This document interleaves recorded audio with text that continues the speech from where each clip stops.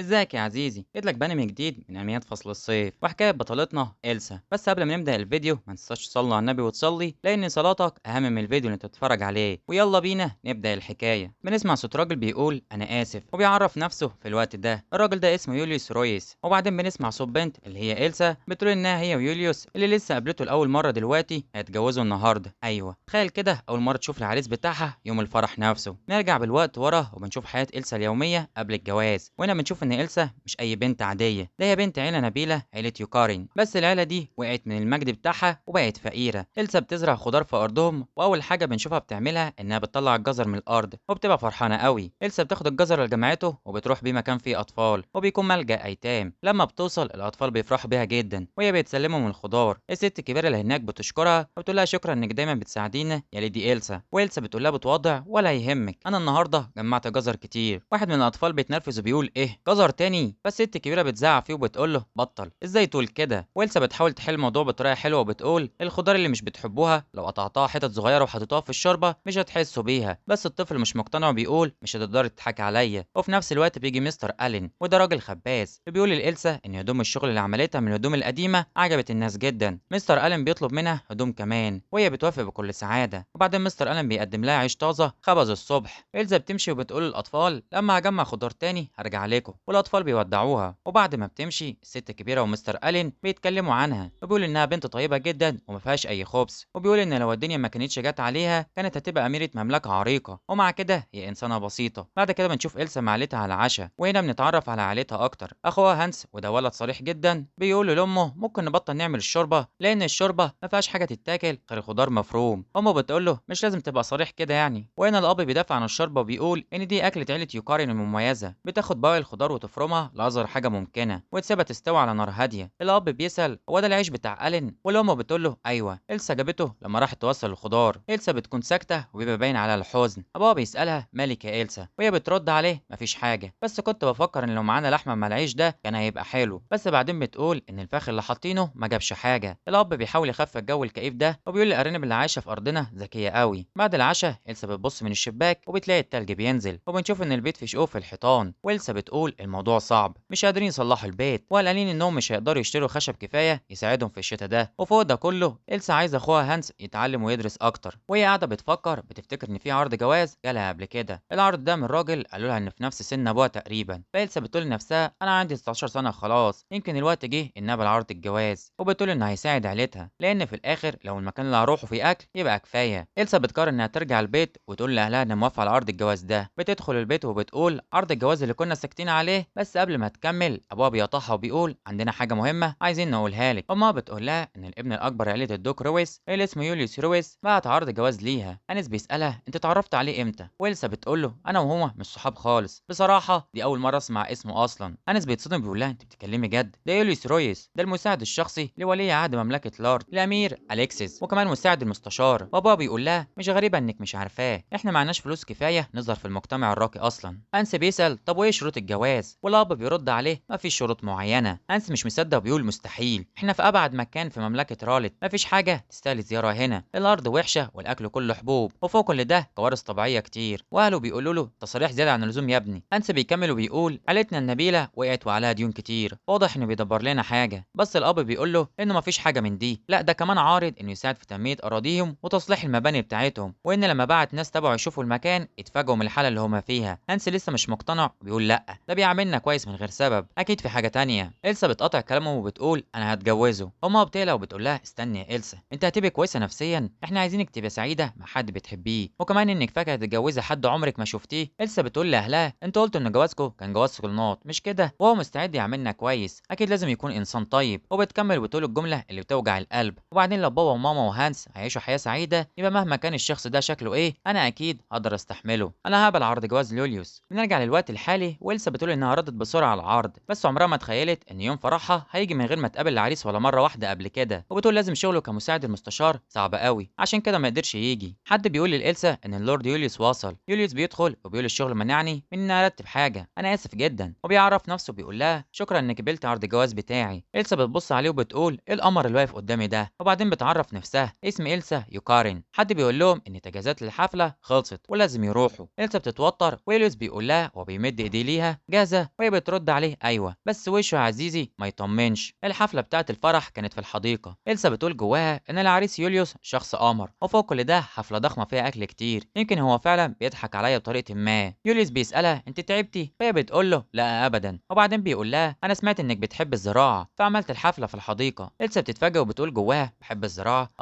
يمكن يقصد حتة الخضار بتاعنا. وبتقول له لا أبدا، أنا متفاجئة بس أنا كويسة جدا وشكرا إنك فكرت فيا. إلسا بتفكر وبتقول إنها من دلوقتي لازم تظهر في المجتمع الراقي كشريكة لجوزها، عشان كده لازم تتعود على الجو ده بسرعة. واحنا في الحفلة بتيجي بنت اسمها ريبيكا وبتقول مبروك يا يوليوس. يوليوس بيعرف إلسا عليها وبيقول دي صاحبتي من وانا صغير وهي مرات الماركيز. ريبيكا بتقول لها اتشرفنا يا ليدي إلسا، فبترد عليها الشرف لينا يا أستاذة. ريبيكا بتقول لما سمعت إن يوليوس هيتجوز اتفاجئت، بس دلوقتي حاسة براحة شوية. بالمناسبة كان نفسي أقعد معاكي ونتكلم براحتنا. إلسا بتقول لها طبعا تشرفيني في أي وقت. وريبيكا بتقول لها يبقى المرة الجاية اللي هنتقابل فيها. بعد ريبيكا تيجي بنت تانية اسمها سرافينا. سرافينا بتقول الحفلة كانت حلوة، وبعدين بتبص لإلسا وبتقول لها تشرفنا يا مدام. إلسا بتبدأ تعرف نفسها اسم إلسا، بس سرافينا بتقطعها وبتقول لها انت عبيطة وعديمة الذوق أكتر من اللي أنا كنت متخيلاه. يوليوس بيقول لها بنبرة حادة سرافينا، قال يعني بيوقفها عند حدها أو عادها بتمشي. باين كده إن إلسا هتشوف العجب معاه. بعد كده بيجوا أهل إلسا وبيباركوا لها وبيقول لها ألف مبروك. أمها بتقول الحديقة دي جميلة قوي وإن كل الناس تحتفل بالجواز في مكان حلو زي ده. يوليوس بيقول لها أنا مبسوط إنها عجبتك. بعد الحفلة إلسا ويوليوس بيروحوا بيتهم الجديد قصر عيلة رويس. الخدم بيستقبلوهم وبيقولوا أهلا بيكم يا سيدي وسيدتي. إلسا بتتفاجئ وبتقول واضح إن القصر فخم جدا مقارنة بالبيت المتهالك اللي كانت عايشة فيه. إلسا بتقول جواها يا ترى هقدر أتعود على ده. وبتكمل وتقول حفلة فرح في حديقة كبيرة وأكل لذيذ، والأهم من كده كان في ناس كتير قوي بيتمنى لنا السعادة. النهارده كان مليان حاجات كتير لدرجة إن حسيت إنها حلم. وهنا بيحصل أهم مشهد. يوليوس بيقول لها هقول لك حاجة واحدة. إلسا بتلاحظ إن صوته اتغير بقى بارد وكأنه شخص تاني. يوليوس بيقول لها أنا يمكن اتجوزتك بس مش ناوي أحبك خالص. إلسا بتصدم من الكلام ده. وبعدين يوليوس بيقول لها إن عندهم 3 شروط لازم تلتزم بيهم. الشرط الأول لازم تتصرفي بطريقة تليق بإمارة الدوق المستقبلي، يعني لازم تبقي على مستوى المكانة الاجتماعية دي. الشرط التاني ما تتدخليش في شؤوني، يعني حياته الخاصة وشغله مش من حقها تسأل فيهم. الشرط التالت قدام الناس لازم يمثلوا إنهم زوجين بيحبوا بعض ومتفاهمين، يعني قدام المجتمع لازم يبانوا كأنهم أحلى قبل في الدنيا. وبيقول لها طول ما أنت ملتزمة بالشروط دي اعملي اللي أنت عايزاه. طبعا عايز يقعد يكلم بنات يا عزيزي وتكوني هي كيس الجوافة. ربنا معاك يا بنتي. إلسا بتحاول تتكلم فيوليوس بيقطعها وبيكمل شرحه ليه يتجوزها. السبب إني عرضت عليك الجواز هو إني شفت إن جواز بنت عيلة يوكارن من عيلة رويس هيبقى في مصلحة المملكة. وبيقول لها هو مش أنت جيتي هنا عشان تفيدي عيلتك؟ يبقى مصالحنا واحدة بس كده، اعتبريها جواز مصلحة. وهنا بيحصل الموقف اللي بيخليك تحب إلسا أكتر بدل ما تعيط أو تتنرفز. إلسا بتقول فهمت، وبتقول له بثقة زي ما أنت قلت أنا فكرت إن أقدر أقلل المعاناة بتاعة عيلتي وعشان كده قبلت عرضك. يعني بتعترف بصراحة إنها كمان كانت بتفكر في المصلحة. وبعدين بتقول له جملة ذكية جدا، لو الجواز ده في مصلحتنا إحنا الاتنين يبقى معناه إن مش مجرد عبء عليك، وده مريحني جدا. يعني حولت الموقف من رفض عاطفي لاتفاق شغل. يوليوس بيقول لها ما دام انت فاهمه يبقى كويس، انا هروح انام الاول ودلوقتي اعمل اللي انت عايزاه. وبيمشي. بعد ما يوليوس يمشي إلسا بتقول انك فجاه تحب حد حاجه صعبه، بس انا كنت متاكده اننا على الاقل هنبقى اصحاب. وبتفكر تاني وبتقول كل الشروط اللي قالها كانت حاجات انا كنت متوقعها من نفسي اصلا، يعني الشروط الثلاثه ما كانوش صعبين عليها لانها كانت ناويه تعملهم من غير ما حد يقول لها. وكمان انا مبسوطه اني عرفت السبب اللي خلاه يعرض الجواز بدل ما يفضل يخبيه بشكل محرج. الخدامه بتوري إلسا اوضتها الجديده. إلسا بتدخل وبتتفاجئ، بتلف في الاوضه وبتلاقي حلويات واكل خفيف محطوط في اوضتها، وهي بتقول جواها خلاص مش قادره استحمل اكتر من كده النهارده. بعدها إلسا بتمسك صندوق الموسيقى وبتفتكر كلام اهلها، الصندوق الموسيقي ده كنز عيلتنا. إلسا بتمسك الصندوق وهي بتقول انا هحافظ على الصندوق الموسيقي اللي اديتهولي هديه فرحي. وهنا بنروح لفلاش باك مهم جدا بيكشف الحقيقه ورا الجواز ده كله. بنشوف الامير اليكسيس ولي عهد مملكه رالت بيكلم يوليوس وبيقول له ايه رايك تتجوز إلسا يوكارن عشاني. يوليوس بيتفاجئ والامير بيشرح له من حوالي 100 سنه مملكه يوكارن اللي كانت بتحكمها حكومه فاسده هجمت مملكه رالت، بس الطاوله اتقلبت عليهم. وعلشان السلام اميرات عيله يوكارن اتقدموا لمملكه رالت كزوجات، واحفادهم هم عيله يوكارن الدوقيه الحاليه. يعني العيله الدوقيه فيها دم من مملكتين، مملكه يوكارن القديمه ومملكه رالت بتاعتنا. نسبهم مبهر جدا. والامير بيقول الحاجه المهمه البنت الكبيره بتاعتهم وصلت سن الجواز، ممكن شخصيات خاينه في مملكتنا تحط عينيها عليها. انا عايز نجيبها عندنا قبل ما حد يستغلها. الحقيقه انا المفروض اخليها مراتي التانيه، بس انا مش هقدر احب حد غير مراتي. وبيقول ليوليوس انت متعود تتعامل مع الستات مش كده؟ فيوليوس بيرد عليه اللي انا متعود اتعامل معاه هو المعلومات، بس بالصدفه ستات النبلاء مليانين اسرار بس كده. وفي الاخر يوليوس بيقول له هنفذ اوامرك. والامير بيقول كويس، بس الامير بيقول كمان ان عيله يوكارن مش بتظهر في المجتمع، فما فيش عندهم اي معلومات عن البنت دي شكلها ايه او طبيعتها ايه. نرجع للحاضر حاضر، وليليوس قاعد يفكر ويسأل نفسه هي مختلفة عن اللي كنت متخيله، بس لسه مش عارف هي فعلا عاملة ازاي. وفي مكان تاني في حد بيقول، واللي بيكون اسمه يارمو، انه ما قدرش يحضر الحفلة بسبب الشغل، وبيسأل العروسة كانت عاملة ازاي. فسرافينا بتقول هي بنت عادية جدا، ازاي اللورد يوليوس يتجوز بنت زي دي. يارمو بيهد اخته، بيقول لها مفيش بنت في الدنيا تقدر تتقارن بيكي، وبيقول بعدها انا هقابلها قريب كمان. بنشوف إلسا فضتها الجديدة في القصر، وبتقول انها مش بردانة، وده في حد ذاته حاجة كبيرة بالنسبة لها، لانها كانت عايشة في بيت مليان شقوق والبرد بيدخل منه. وبكده وبشكل مختلف شوية عن العادي، حياتنا الزوجية بدأت مع بعض. وبس يا عزيزي، دي تكون نهاية الحلقة الأولى، فما تنساش تصلي على النبي وتصلي، لأن صلاتك أهم من الفيديو اللي بتتفرج عليه. اليوتيوب يا عزيزي بيقول لك إن الفيديوهين دول هيعجبوك، ليه ما تجربش تتفرج عليهم؟